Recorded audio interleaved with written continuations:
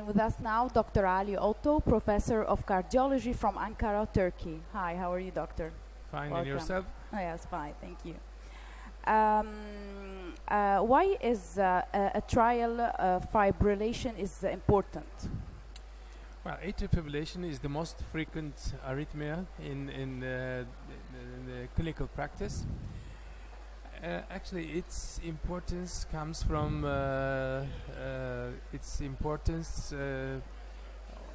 because of mortality and also morbidity.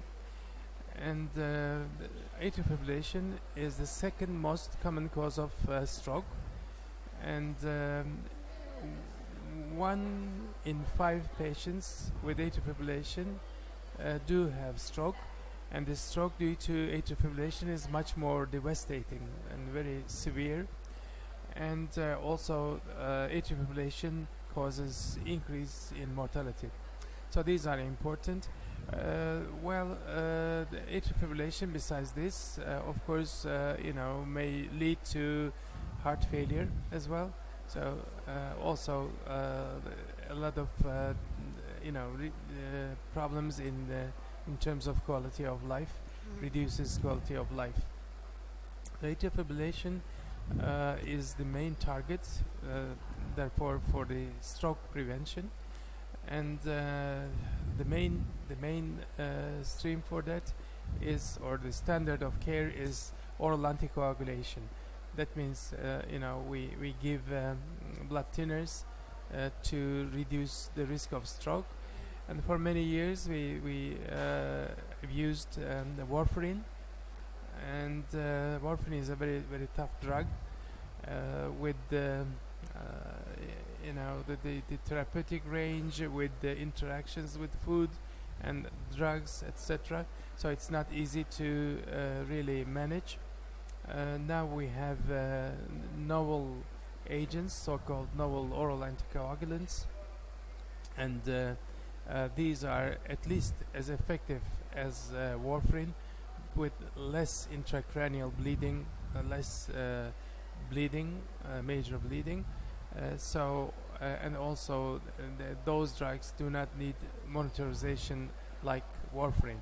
So nowadays we are in the era of so-called novel oral anticoagulants. Well, despite this fact, 1 in 10 patients who are on novel oral anticoagulants cannot continue with the drug because it's a lifelong drug use. So they, for some reasons, side effects, bleeding, compliance, they give up the drug, and therefore they are unprotected for stroke. So for those patients, now we have some other measures.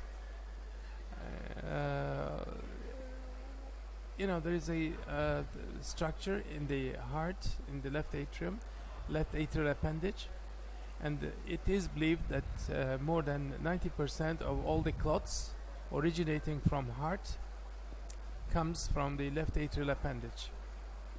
So if you just close the ostium of the left atrial appendage, then you may prevent the stroke again.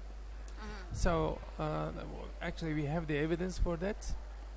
Those who are eligible for oral anticoagulants were randomized to left atrial appendage closure or warfarin, and then it seems that left atrial appendage closure is not inferior to oral anticoagulant use.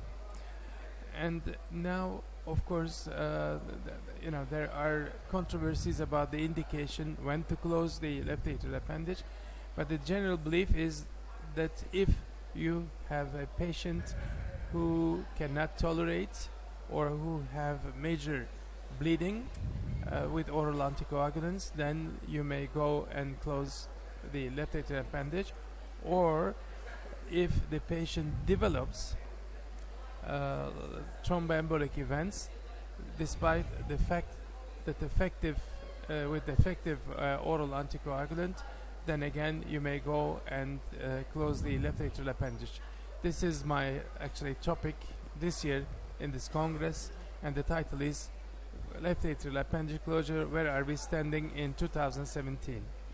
So during this talk this afternoon, I will just bring all the new data to the audience about the left atrial appendage closure, the new devices and how to implant them, and what are the results, what are the risks of left atrial appendage closure.